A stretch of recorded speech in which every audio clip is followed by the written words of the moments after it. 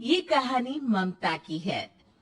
बचपन से ही घर में ये एहसास दिलाकर पाला गया कि औरतों को बोलने का हक नहीं है। अरे ममता, जरा जल्दी जल्दी हाथ चलाओ। रोज ऑफिस में देर पहुंचता हूँ तुम्हारे कारण।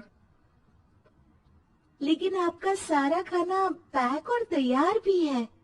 अरे जबान जितनी चलाती हो उतना अगर हाथ चलाती ना तो शायद घर को अच्छे से मैनेज कर पाती। क्या मतलब है?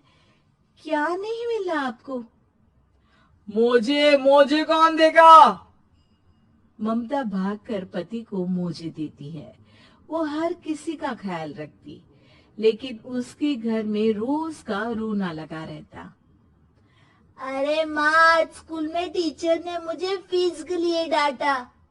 माँ, मुझे अच्छा नहीं लगता कि स्कूल में फीस के पैसों के लिए मुझे कोई भी बात सुनाए। अरे पर बेटा, ये तो पापा करते हैं ना, सारा ऑनलाइन। मुझे तो इसकी जानकारी भी नहीं है। हाँ हाँ, बना लो बच्चों के सामने मुझे बुरा। अरे करता तो मैं ही हूँ, माना। लेकिन मुझे कोई सपना थोड़ी ना आएगा कि बच्चों की फीस जमा करनी है। अरे बताओगी तो तुम ही ना। ममता की अब ये आदत में शुमार हो चुका था। वो हमेशा हर बात के लिए खुद को ही दोषी मानती। एक दिन वो पड़ोस की दोस्त से कहती है, समझ नहीं आता यार, मैं इतनी डम कैसे हो सकती हूँ। बात तो सही भी है ना। अब पति बेचारा नौकरी करे, पैसे कमाए, या फिर ये देखे कि बच्चों की फीस का वक्त है। क्या करूं यार। पता नहीं, मेरे पति तो सारा काम खुद ही करते हैं। वो तो कहते हैं कि तुम थक जाती होगी, सारा दिन घर बाहर बच्चे तो। अच्छा, ऐसे भी पति होते हैं क्या? अरे क्या बात कर रही है? भाई साहब कभी तुझे किसी बात के लिए सुनाते नहीं? किसने कहा नहीं सुनाते? अरे ये पति चीज ही ऐसी होती है कि बिना पत्नी को सुनाए उन्हें चैन की नींद कहाँ आती है। तो तू भी परेशान रहती होगी कि कैसे, क्या, कब भूल गई। अरे वो तो मुझे बस इस बात के लिए ताना देते हैं कि मैं वक्त पर खाना क्यों नहीं खाती, या पार्लर जाकर अपनी साज सज्जा क्यों नहीं करवाती। पड़ोसन बोल ही रही होती है कि ममता के बेटे की आवाज आती है। अरे माँ, क्या हो गया? लग नहीं रहा कि आज आप मुझे पानी भी देगी। अरे कब से खाने के लिए वेट कर रहा हूँ। अरे यार, मैं चलती हूँ। बेटा खाने के लिए वेट कर रहा है, मैंने उसे खाना भी नहीं दिया। अरे 12वीं में पहुंच चुका है तुम्हारा बेटा, उसे बोलो खुद पानी लिया करे। मैंने तो अपने बच्चों को काम करना सिखाया है। अरे यार, खुद की भी तो कोई लाइफ है। माना जब नहीं कर सकते थे तो किया, लेकिन अब इतने बड़े बच्चों की हर बात मानेंगे तो मुश्किल तो अपने को ही होगी। ममता को पड़ोसन की बात में दम तो लगता है, लेकिन करे क्या, आदत भी तो खुद ही ने डाली थी। ममता घर जाती है कि तभी बेटी आ जाती है। माँ, परसों मुझे एक शादी में जाना है। तेरी वो जो लाल वाली साड़ी है ना, उसे दे देना। मैं आज जाकर टेलर को दे दूंगी, वो उस साड़ी से सूट बना देगा। अरे नहीं नहीं तारा, वो मेरी माँ ने मुझे दी थी और उस साड़ी से मेरी काफी भावनाएं जुड़ी है। तुमको ना मैं दूसरी साड़ी दे दूंगी। ओके, कोई बात नहीं, लेकिन आज दे देना पक्का। तारा माँ की साड़ी से सूट बनवाकर पार्टी में जाती है, लेकिन जब वो पार्टी से लौटती है, क्या है, मैं तो समझ ही नहीं पा रही हूँ। अरे जब वो साड़ी मांगी थी तो ये छल्ली सी साड़ी क्यों दे दी? मैं ही पागल थी जो इस साड़ी का सूट बनवा लिया मैंने। माँ, जानती भी हो कि कॉलेज में मेरी कितनी हंसी उड़ी। तभी वहां ममता का पति सुनील आ जाता है। अरे गवार औरत, जब बेटी साड़ी मांग रही थी तो दे देती ना। अरे पापा, इनके तो इमोशंस जुड़े थे उस साड़ी से। ममता इतने सब के बाद भी कुछ नहीं बोलती। मेरी बेटी की बेइज्जती हो गई। मैं बिल्कुल बर्दाश्त नहीं कर सकता ये। मैं नहीं चाहता कि मेरी बेटी से कोई भी ज्यादा सुंदर लगे पूरे कॉलेज में। जी, वो पढ़ने में तारा बिल्कुल अच्छी नहीं है, उसकी पढ़ाई पर आप ध्यान दीजिए ना। अच्छा, अब तुम मुझे बताओगी कि मुझे किस पर ध्यान देना और किस पर नहीं। रमेश जैसा ही ये वाक्य पूरा करता है, ममता की बेटी और पति उस पर जोर जोर से हंसते हैं। अरे ठीक है ना, पता ही नहीं चला कि कैसे वक्त इतना बीत गया।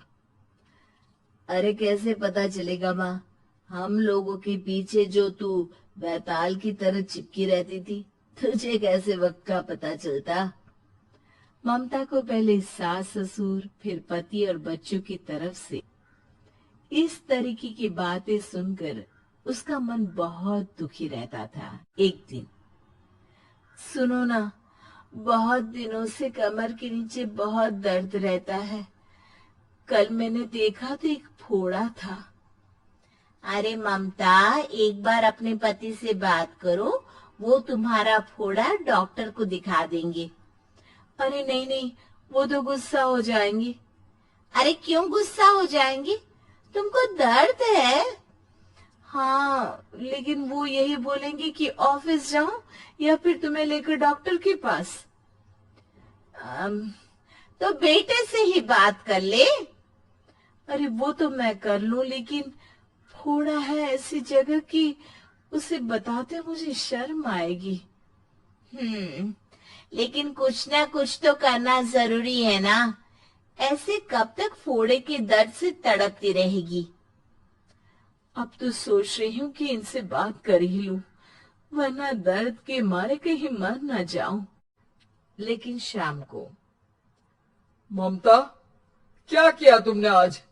खाने के डिब्बे में कैसा खाना दिया था? दाल खराब हो गई थी। कब की थी? दाल तो मैंने सुबह ही बनाई थी, खराब कैसे हो गई? अच्छा सुनिए ना, मुझे कहना है कि अरे गरम दाल बंद करोगी तो ऐसा ही होगा ना। बेइज्जती हो गई सबके सामने मेरी। ऑफिस वालों ने ऐसा मजाक उड़ाया कि क्या बोलूं। कल से ठीक से खाना देना है तो देना, वरना खाना देना बंद कर देना। बाहर खा लूंगा मैं। ममता, जो पति से अपनी परेशानी बताने वाली थी, वो अब ये सोचने लगती है कि कल से पति को खाने में क्या दे। अगले दिन ममता थकी थकी सी हालत में, आप लोगों के लिए नाश्ता बना दिया है, खाना बनाने की हिम्मत नहीं है आज तो। रात भर सोकर थक गई है ना, इसीलिए तो खाना नहीं बना सकती।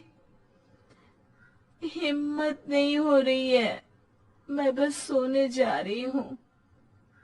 बस मैडम को सोने का बोल दो, फिर देखो कैसे सोती रहती है। माँ, फिर वही पराठा सब्जी। अरे हमारे साथ के दोस्त एक से बढ़कर एक नाश्ता खाना लेकर आते हैं, आप तो बस। सभी घर से निकल जाते हैं, लेकिन जब शाम को बेटा घर आता है तो घर में अंधेरा रहता है। बेटा लाइट चलाता है। क्या माँ, तुम्हारा भी जवाब नहीं है बिजली का बिल बचाने के लिए?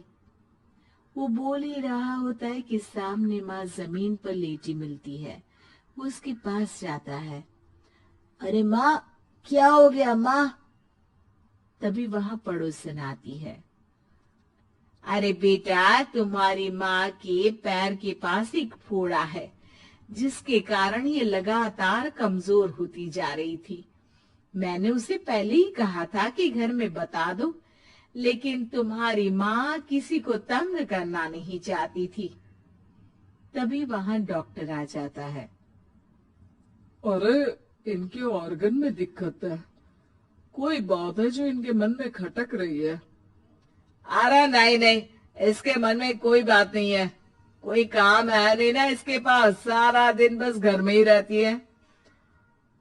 देखिए, मैं तो ये नहीं जानता, लेकिन हाँ, इनके मन में हमेशा कोई बात रह जाती होगी, इसीलिए उनकी ये हालत है। अगर आप समय से नहीं ले आते तो हो सकता था कि। अरे नहीं नहीं डॉक्टर साहब, हम पूरी कोशिश करेंगे कि वो ठीक हो जाए। हम लोगों ने अपनी ही परेशानी माँ के सामने रखी, लेकिन किसी ने माँ की दिक्कत को जानने की कोशिश तक नहीं की। हाँ, मैंने भी ममता को हमेशा घरेलू जरूरत से ज्यादा काम का नहीं सोचा था। ममता को होश आता है और वो खुद को अपने बेडरूम में देखती है। वो उठने की कोशिश करती है कि माँ, अब आप नहीं उठेंगी। हम लोग है ना, हम लोग आपको पूरी तरह से खुश रखने की कोशिश करेंगे।